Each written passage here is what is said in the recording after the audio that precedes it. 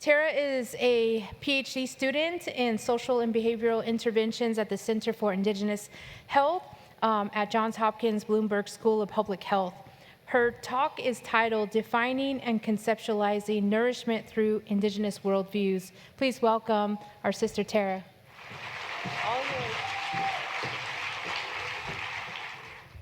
I want to start with a bit of grounding and introduce myself in my traditional language, and then I want to share a little bit about what I'm calling my genealogy of thought. Buju Mishkwa Nangukwe Indigenous Manatiang Ndojaba Mishiki and Dudem. Greetings, my relatives. My English name is Tara Maudrie. I'm an enrolled citizen of the Sault Ste. Marie Nation of Chippewa Indians, but I grew up near where the river bends, or what we call Detroit, Michigan. So I've been an urban Indian most of my life. I currently live in Bawatang, or the place of the rapids, and again, Sault Ste. Marie, Michigan. And I want to share a little bit about why I engage in food systems work. I think all of us are here and have a motivation for engaging in food work for different reasons, and I think those reasons are deeply important to this work and when we communicate it. My family has a long history of food sovereignty work. My family has been commercial fishermen and fisherwomen for a very long time, and I'm really motivated in this work by my love for future generations and our young people, that they can grow up with healthy relationships with food. I also want to share what I'm calling my genealogy of thought. It's very similar to what Nicole shared earlier with her positionality.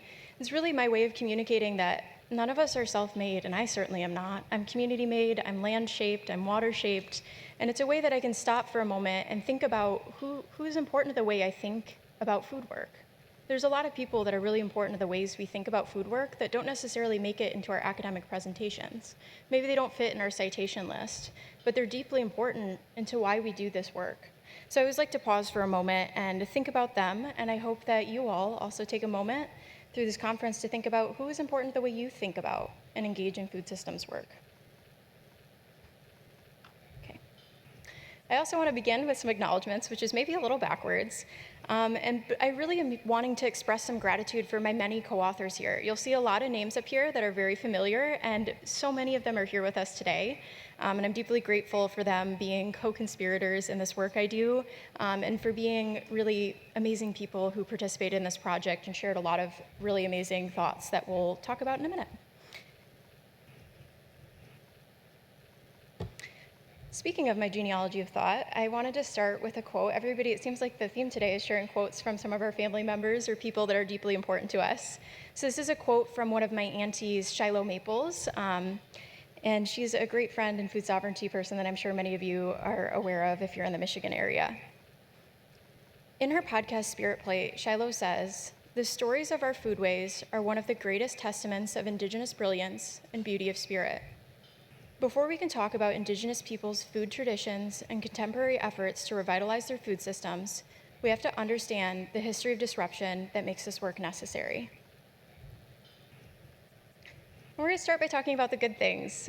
Indigenous foodways brilliance, this is not new to any of you. We all know how amazing our food systems and our people are, and the knowledge that these foodways hold and the power they have to teach the rest of the world.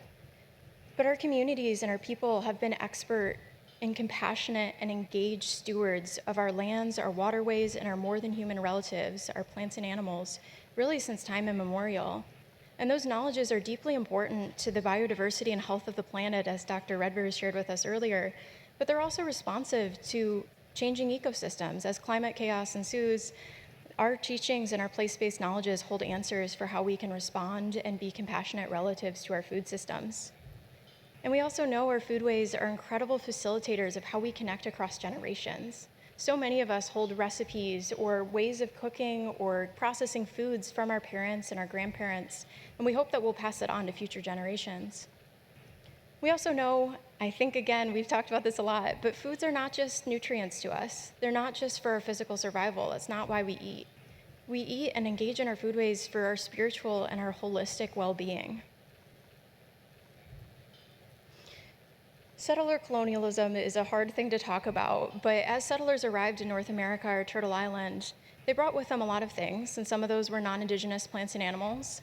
But other things they brought that we don't often talk about is their belief in inferiority of Indigenous peoples, our bodies, and our foodways. And as settlers proliferated across North America, they damaged the land and waterways by changing them to meet their colonial agenda.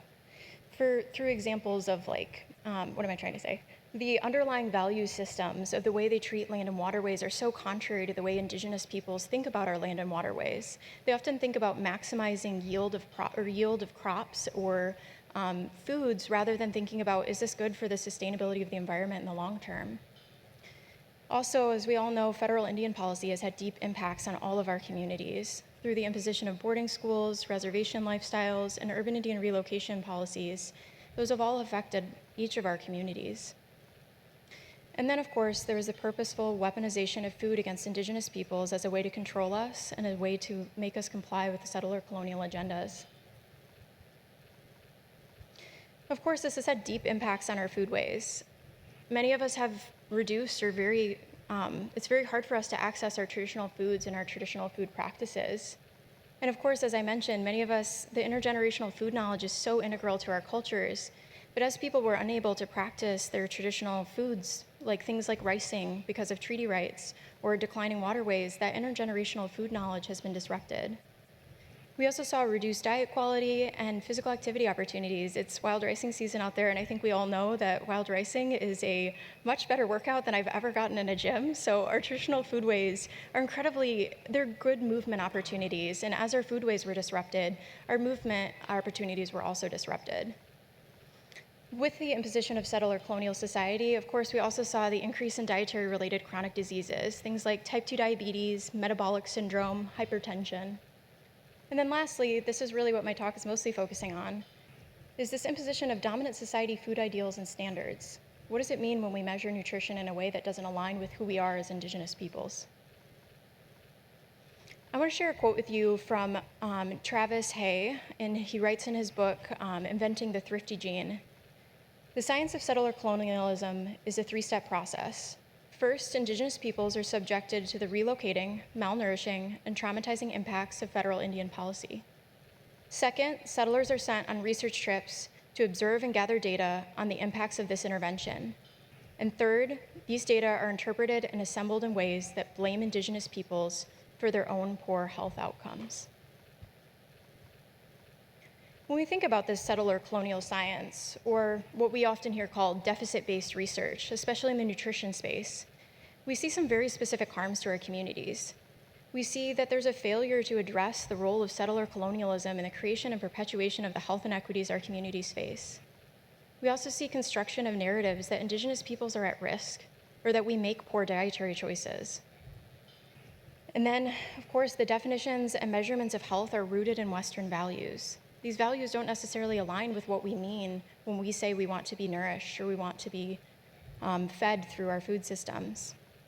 In particular, there's things like people talking about good and bad foods. We think about diet culture and anti-fat bias towards people living in larger bodies, especially in people or in communities of color.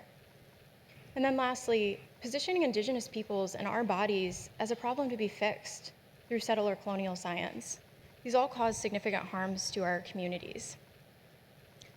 I could have just said this and it would have been a lot shorter, but basically what I'm trying to say here is dominant society approaches to nutrition are really failing to consider our complex history and beauty of our foodways and the power those foodways have to address our health priorities as Indigenous peoples. It looks like my formatting got messed up a little bit, but to answer that question of really defining nutrition through Indigenous worldviews, I've been really honored to work with a team at Oklahoma State University. Many of them are here with us today, shout out to them. And through that project, we were able to engage 28 American Indian, Alaska Native, and Native Hawaiian food sovereignty experts and knowledge holders in a project to really look at what does nutrition mean to us? Not culturally adapting what nutrition is defined as by the USDA, but really looking from the very beginning. What does it mean to us to have good nutrition? Through this project, we had 3 focus group discussions and 6 in-depth interviews, and I'll share many of the brilliant things people said in those sessions with you in a few minutes. As we analyzed the data, I'm a bit of a data nerd, but basically what we did is we just looked at this data over and over and over again. It was very iterative. We talked with the team over and over and over again and really looked at the data and what people said to us, not applying an additional framework or an existing framework to this stuff, but really what did people say and what are people trying to say through those focus groups and interviews. Then we did something called axial coding, where I grouped those into different domains, which we'll go through in just a minute. And then that sort of made our themes, which we're, again, going to talk about in a second. Through this project, we also used some Indigenous research practices. So part of that was that any participant in this project was able to opt into co-authorship on any resulting dissemination materials like this presentation and hopefully an upcoming manuscript with these. And also they were able to opt into having their quotes attributed to them by name. And that seems kind of funny in qualitative research, and a lot of IRBs have issues with that, but that's important to a lot of us, that our names matter, who we are matters to this work. So we're grateful to be able to do that. And I want to start, before we go to this big conceptual model, with a quote from a dear friend and a fellow Sioux tribe member, Martin Reinhardt. And he, again, is really here emphasizing that it's important that we're able to define health through our own worldviews. He said, "It really does matter who controls access to food. It matters who defines it. It matters that we are able to speak on behalf of the plants and animals and continue to speak on behalf of them and protect them, because that's our responsibility. We don't want food equity. I don't want to eat the same stuff that the rest of the Americans are eating. That's not what I want. I want to have what we call in Anishinaabe, Minobamadazewan, or what we often use to say, living the good life, the best life, or having good health." Okay, so through this project, we came up with 4 main domains of what it means to be nourished as Indigenous peoples. I think we're all very familiar with this first domain, physical. But there's 4 other domains of spiritual nourishment, emotional nourishment, and relational nourishment, and we're going to go through those one by one. And you'll also see there's some intersections. As I think we've talked about, or Melissa just shared, it's so hard to separate these things out because the interconnectedness is where the beauty is. So we're going to highlight some of those intersections just based on time. So you think about physical nutrition, again, this is what most of us think of when we think of nutrition. It's the consumption of plants and animals to nourish our bodies. But it's also our ability to physically connect with land and water and to practice our food ways. One participant shared, by taking care of the seeds, tending to garden, really having that close, my hands really connected to my food at all the different stages, really has helped me have what I think is a healthier relationship with food. And I don't mean just nutritionally, but on a lot of different levels. I think what people are saying here is we all know food isn't just nutrients to us. Physically being a part of our food system is important to us as Indigenous peoples. Think about spiritual nourishment. People shared so many beautiful things, and I wish I had all the time in the world because people said so many beautiful quotes. But people talked a lot about what are our original instructions as Indigenous peoples. What are our creation stories? Many of our creation stories are deeply tied to our traditional foods and our food ways. They talked about food teachings. What are the ways we process and care for our food systems? And of course, ceremony. What is the role of food in ceremony, and how can that help us feel nourished spiritually? I'm going to share a quote from Tony Stagner McLaughlin, who said, "Every Native community I go to, their creation story is somehow tied to food.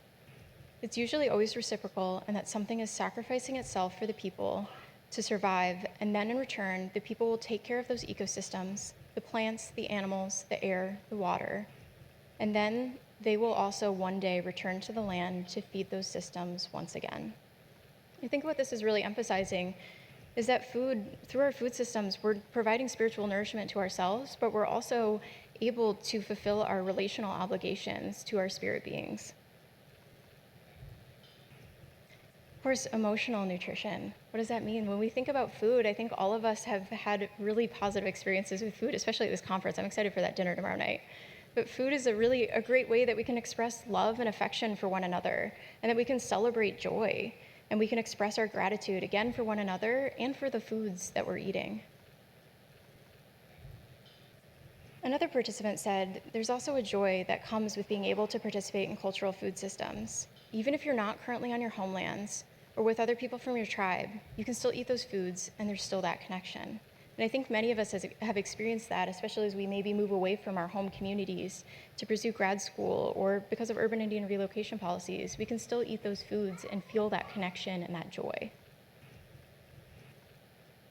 Thinking of relational nourishment, I always mix this up, but kin-centric, when you say it, it sounds like I'm saying C-O-N-centric, but I mean kin as in kinship. Our kin-centric values, our values of caring for others and recognizing, as Nicole highlighted, that we're not the top of the ecosystem or the food chain. We're a part of that food chain, and we need to think about how we can engage with other aspects of our food systems to care for those food systems.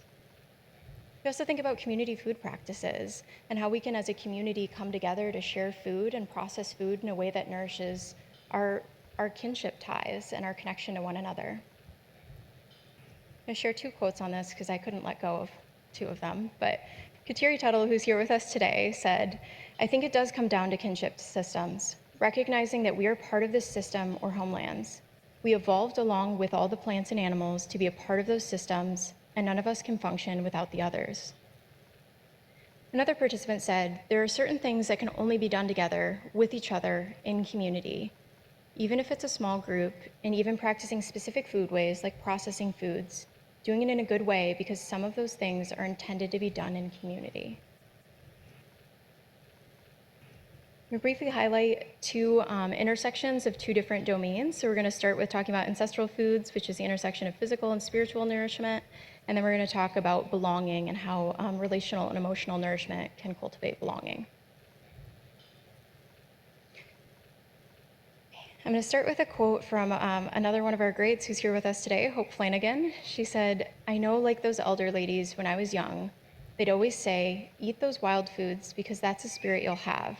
You take in the life of whatever you eat.'" Gary Ferguson said, "This more Western-based approach towards traditional foods has caused us severe problems related to our own way that we look at our food system, which is broken down into biochemical properties.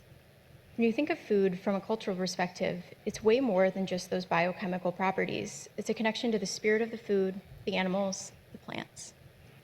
Again, this is really highlighting that our ancestral foods and our traditional foods, they don't just provide us with physical nourishment. We know that those are really healthy for us, but they're also spiritual. I think we all know that when we eat your traditional foods, it feels different to you. And thinking about belonging, the intersection of what it means to be emotionally and relationally nourished through our foods. Valerie Segrist said, "When we are part of our food system and an active participant, we feel that we belong to something, be it the food that we're tending to or advocating for, or the people that we are feeding. And that sense of belonging is so critical to maintaining our self-worth and our ability to be generous in the world and be an active participant of reciprocity."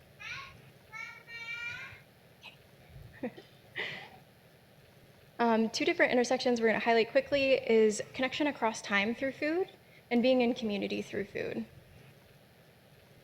We think about connection across time. That really is the intersection of our spiritual, our physical, and our emotional connection to food. And a great friend, Phoebe Young, wanted to also cite Chef Elena Terry, from whom she really credits with her thinking about ancestral memory, or what some of us may call like blood memory around food. Phoebe says, "The feeling that you get when you eat your foods that your ancestors ate, that's ancestral memory. When you smell it and when you prepare it and you hold that food in your hand and it feels like a relative, you can connect with your ancestors in the past and in the present and in the future. I hope that this is the food that guides my ancestors and my children home because it was for me." Being in community through food, to me, that's really the intersection of what it means to be relationally nourished, to be physically nourished, and to be emotionally nourished. And another one of our greats, Elsie, who I believe may be here with us today, said, "At the basis of what we're talking about is that connection. It is more about its connection, its relationship, it's being in community with each other, with whatever land, with whatever food, but especially our own. It's about the connection, it's about the gratitude, it's about the reciprocity, it's about being in community with things." So again, coming back to this model, together, what I think these four domains and these intersections come together to mean is that maybe this is a model of what it means to be nourished to us as Indigenous peoples. And I want to highlight, again, two quotes from people when they really talked about what does nutrition mean to them. Elsie DeBray said, "Nutrition being nourishment and nourishment of our spirit, nourishment of our community, nourishment of our people, of our hearts, of our bodies physically." And Electa Hare Redcorn said, "Food is not only medicine, food is our spirituality, and that brings us back to how we're related to one another." What I hope that this model can do is help aid all of our efforts in our communities to really think about nourishing our communities, and not just through physical health. Thinking about how can we emotionally and relationally and spiritually nourish one another through our foodways and our food system efforts. I hope that as we move forward, we can build community and culturally specific approaches to addressing nutrition, and we can continue to promote strengths-based approaches to nutrition to counter all the deficit-based narratives around Indigenous peoples and our food systems that exist. And lastly, this is related to my dissertation work. I'm hoping we can continue to develop nutrition measures that really reflect what it means to us to be nourished, not just physically, but emotionally, relationally, and spiritually. Miigwech for being here, and miigwech for listening. It's an honor to be here with you all, and I hope as you see some of the participants in this project are around, I hope you get a chance to talk with them, because they are far more eloquent than I am, as you can see. Their quotes were lovely, and my contact information is up here. Okay, thank you.